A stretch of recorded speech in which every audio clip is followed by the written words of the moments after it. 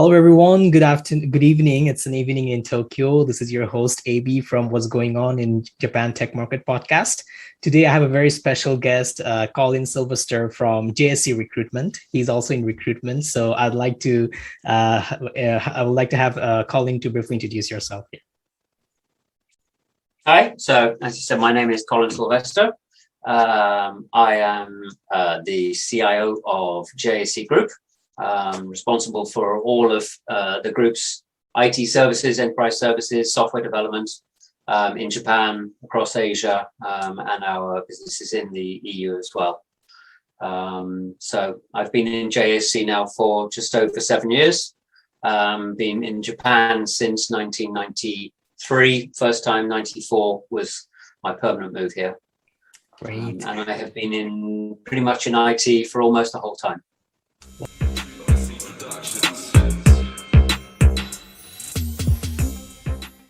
Yes, Colin, I think we all know that you are also a big part of initiating Career Cross in Japan, which is an HR tech platform we all know and have been using also from our company. So I'd like to know a little bit more about that tech platform like Career Cross and how did it all started and how is it going nowadays? Okay.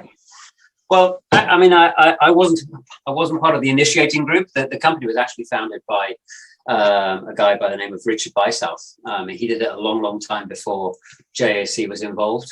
Oh, really? So he launched the company probably more than 20 years ago. I'm not sure the specific date. And his original idea was that there were a number of companies or recruitment firms in Japan who wanted to interact with a job board service, preferably in English, looking for bilingual candidates. And so Richard created the job board with his tech team to service that sector. So primarily bilinguals, regardless of their nationality, working in Japan, more often than not in non-Japanese companies. And JSC Recruitment bought the company and it became a wholly owned subsidiary at the end of 2013, I think.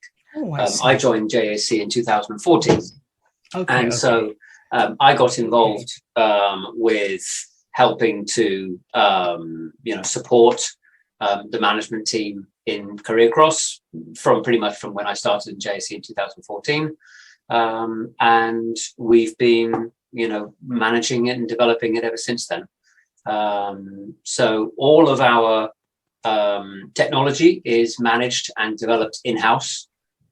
We don't outsource any of the actual engineering work. Of course, we use third-party tools and frameworks and things, but it's all entirely in-house developed and run.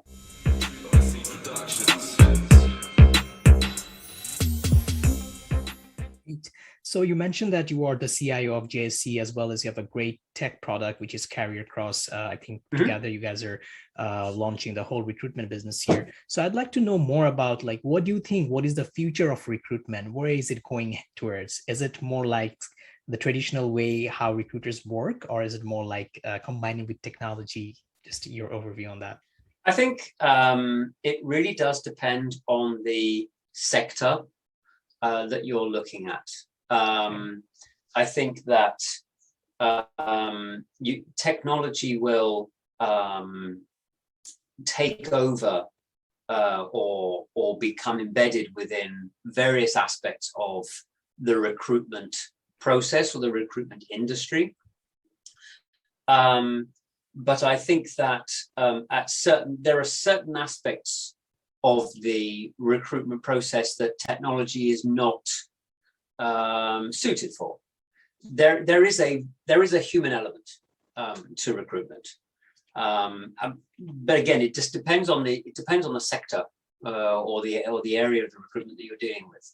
So if you think of a company like JSC Recruitment, we are servicing middle upper sector of the labor force. So for example, we tend not to handle traditionally positions with a salary of, say, less than 50,000 US. In Japan, this is, okay. And then we go all the way up to senior executives, but we're not a headhunter. So we don't have retainer contracts.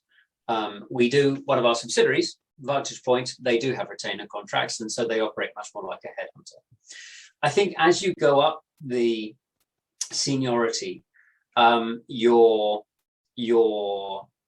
requirement to understand the human nature and the human characteristics of the person, and whether they then fit with the company culture, the company style.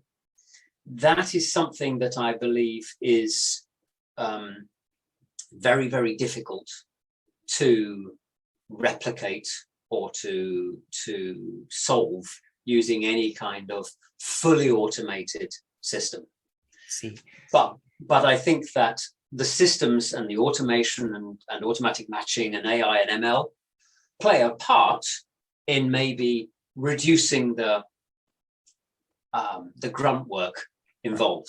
So you could start with a very large funnel and you reduce that down to a few select options using algorithms and pattern matching. But then when it actually comes to the pinpoint assessment of the person and the company in the match, that's where that really you're looking at a very human assessment. I think that technology certainly at the moment is not really suited to that, because the nuances that you're picking up on are very difficult to describe in any kind of pattern or algorithm. And so computers are very good at things that are very repetitive and very easy to describe with algorithms. As soon as it gets away from that, then it becomes much harder to implement through systems and automation. I'm not actually sure it's actually a good thing. No, actually, when I also personally started recruitment, I was also wondering, like, there are so many platforms, for instance, LinkedIn, Glassdoor, Indeed, and whatnot, of course, Career Cross. But and why do companies need recruiters? Why there are also so many recruitment agencies when there is a big technology playing such a big role here? But eventually, after being in the recruitment market for over 3 years now, I totally agree with you that, of course, there are certain elements which we can eliminate using technology, but the human part is still very essential till date. All the time that we humans are working with other humans, and that companies are primarily, groups of humans, then the human characteristics, the human associations and traits are going to be very, very important. I think,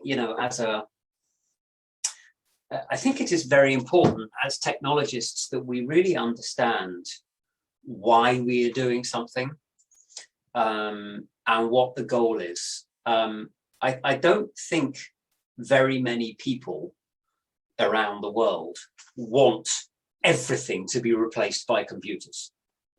And that is not fundamentally one of the goals of the human race, to make ourselves completely and 100% redundant. So you have to then understand, well, what is it that how can we supplement ourselves using systems and automation? But there should be a synergy between what we as human beings can do and what systems can do.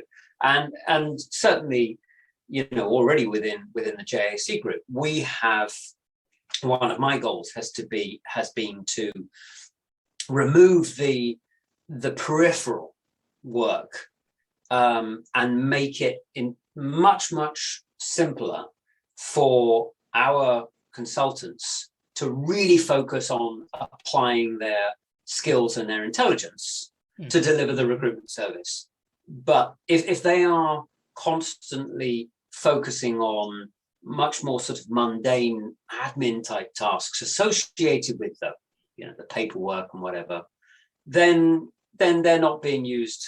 The productivity is not optimized. Yeah. So if you can take away all of that peripheral work using automation, using whatever kind of systematic tool that you've got, and at the end you're left with this well, pure as much as you can get to, intelligent, human intelligent service, then I think that's a great synergy we've reached.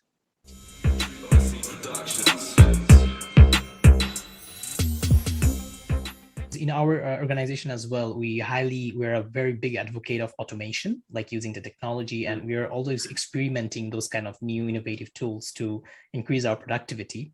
So you mentioned here that you were talking about increasing the efficiency of your consultants, and certainly in recruitment, we know that we have a very big market to serve, but also we are kind of a sales organization. We need to make sure that our sales are going well. So I'd like to know, like, what do you think about the future of salespeople? Because nowadays many of us are kind of working remotely, working from home. In the beginning, when we started, people were kind of in a dilemma that whether salespeople are like sportsmen, right? So you are always performing. So whether people can perform from home, but now things have totally changed. So I want to know your feedback on that. It's interesting how the cycle is progressing since the pandemic has taken effect, right? There was this huge lurch towards remote work, and isn't it great? And we can all change our lives. And then gradually, especially since the vaccine has been deployed, much more widely, companies are now starting to reevaluate that initial thought. And so I think that the conclusion that around the world everybody is sort of coming together to understand or to reach is that some kind of hybrid is optimum. And so I think that there is definitely a place for some elements of working from home, depending on your circumstances. Yeah. But I think very few people are actually ever going to turn around and say, I want to be 100% remote. I want to be detached permanently from all of my colleagues or my customers or my, whoever it is you work with. I just don't think that is human nature. And so I think from a sales perspective, we can talk like this across Zoom or Teams or Slack or whatever it happens to be. And we can pick up on our facial signals. We can pick up on hand signals. It's not bad. Yeah. But it would be much enhanced with a cup of tea together or a pint in the bar in the evening. And I think that won't ever go away. Obviously, it's very difficult to say when, if and ever how soon we could get back to that kind of style. But I think there'll be a balance in the end. I think people will feel there is really a place for working remotely. It gives you a bit more white space to think. It gives you the chance to reduce your commuting hours, and you can use those commuting hours for something else, whether it's home, cleaning your apartment or whatever, or working a few extra hours. But I just don't think that many people are going to want to be 100% remote. That's not I wouldn't say no one, but I think in general, people are finding that being permanently remote is quite cold. Yeah, it's quite sort of difficult, I think. Feel isolated. Yeah, it's exactly. I was isolated. So I myself also totally agree, because of course, sometimes in a week it's good to be remote, or it's good to be like isolated to kind of focus. But mostly human nature is to socialize, right? So you're social human beings. So it gets very difficult at times, when you don't meet your peers for a long time.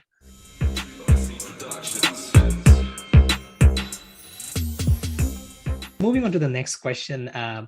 So I think the salespeople, you mentioned that you're moving from a very mundane sales routine day to a high level consultative approach or intellectual, using your intelligence to tap into the market. So how do Yeah. you kind of attract and retain those talents? Because I think it's not an easy market to find those talents first and then train them and then retain them. So I just want to know a bit. So it is very challenging. And for a company the size of JAC, we are having to put a great deal of effort and attention into hiring, training, coaching, nurturing. And that is very much the people side of things. You know, so JSC in Japan, we have not, you know, just the main recruitment company, not including our subsidiaries. We have about 1,100 people in the country. So recruitment consultants themselves about 800. The other, you know, 200, 300 are sort of back office, middle office stuff. And when you are of that scale, maintaining the growth rate that we've had over the last sort of 5 to 10 years, you know, growing at sort of 20, 25%, almost 30% per year. When you get to that scale, you're talking about hiring 200 people per year. And that's a really, really big target. In addition to that, we are servicing a sort of a middle to upper tier segment of all industries in terms of the seniority of the people we're the people we're introducing. So it's not an easy job to do. And so we, as I said, we spend an awful lot of time with onboarding, then nurturing and training. For example, inside the company, we have a scheme whereby as soon as someone joins, they're assigned a partner, regardless of which team they work in. That partner is a veteran who's been in the company for a while, and it's going to help them, you know, from day to day, almost like a mentor. And so it's not, there isn't a formal training program for that. There are lots and other form of training programs that we have, but in addition to that, you have this kind of, you know, a senpai, you know, in the company who's going to look after you until you get used to things. But in addition to that, we've also invested a great deal of effort and time from my remit to create a safe system environment for non-experienced people.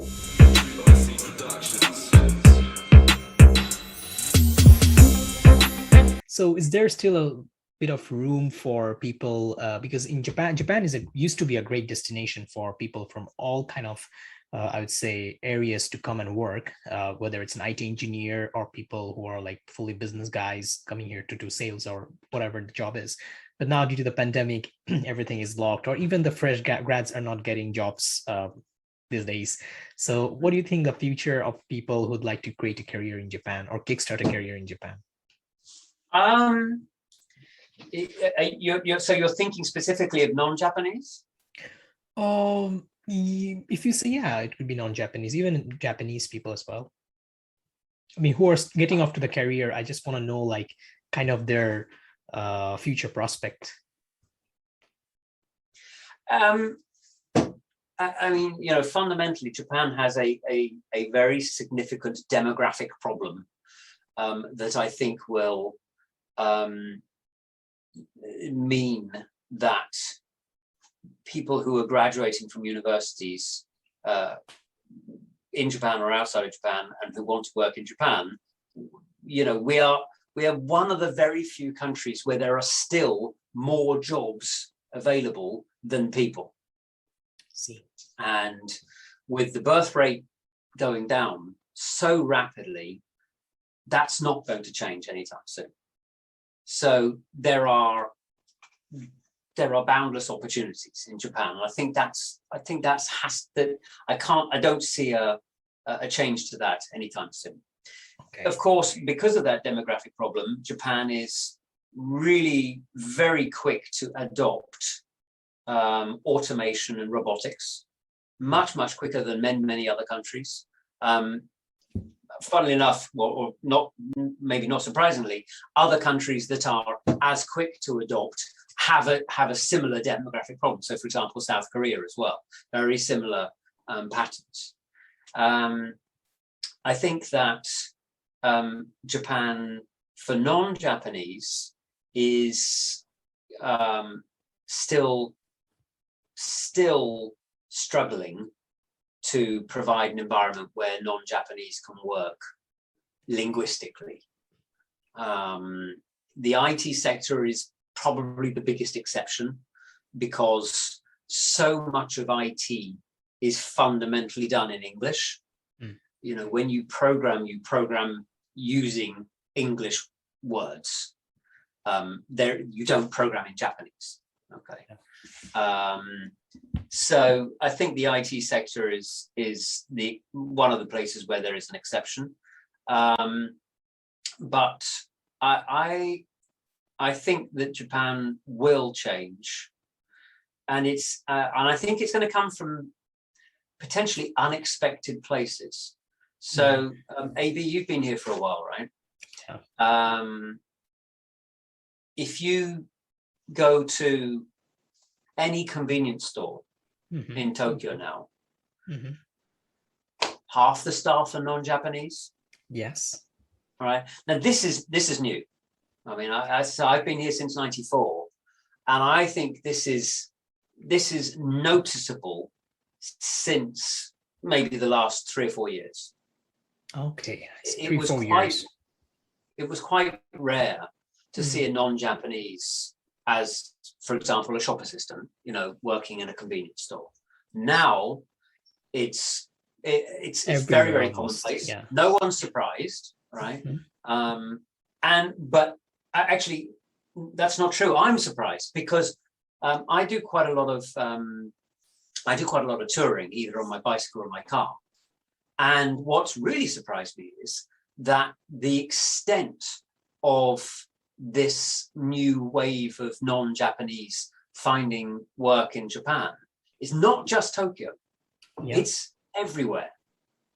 And so my expectation is that, you know, these and the people I meet in these convenience stores, they're clearly intelligent. They're all at least bilingual, if not trilingual. Yeah. Right?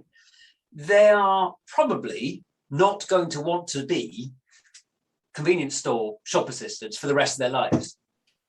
But they've obviously set themselves up for working in Japan and living in Japan. So I think it's going to spill out. Okay. And I think that, you know, the Japanese government has had many attempts to try to introduce non-Japanese staff, you know, people into the country to work, and to try and encourage Japanese to learn more English or whatever the foreign language happens to be. But I don't know. I think retail and tourism are going to be the places where the new grads can get a foothold, and I think they will have aspirations and ambitions, and I think it's going to start from there. It's going to go from the ground up. So I don't know. I think in 20 years' time, those people who started, you know, in the shops and in the hotels, well, they're going to be running the businesses in the future. So I think it will happen. It's just taking a very long time.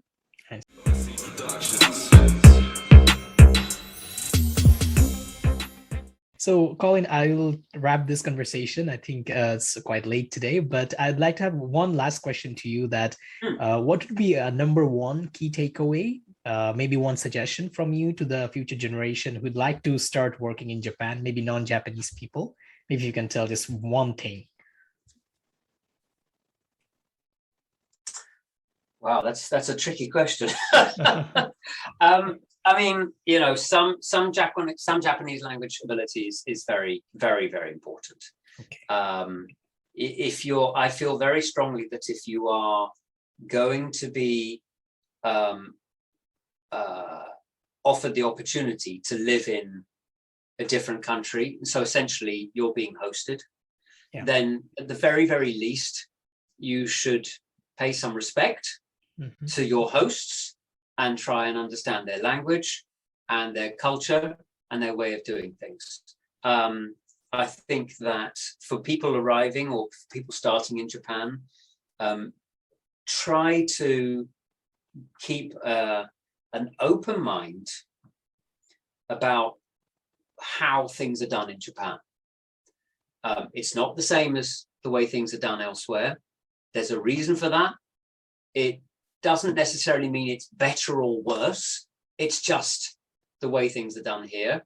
And you can spend a great deal of effort trying to fight that or deny it. I think it's an awful lot more effective to develop your own strategies and understand the way things are done and work alongside it, accommodate it. I think that, you said, look, Japan is based on a culture of many, many thousands of years old. We foreigners landing in Japan are not going to change it overnight. So there's no reason why we should. So I think it's just a good fundamental principle to try and acclimatize, and don't get upset about everything. Yeah, it's not the same as home. Great. So yeah, thank you very much, Colin, for your time today. I think we learned a lot about recruitment, about sales, about Japan in particular. And it was a very enlightening session for us, I believe. No problem. More than happy to talk. Thank you.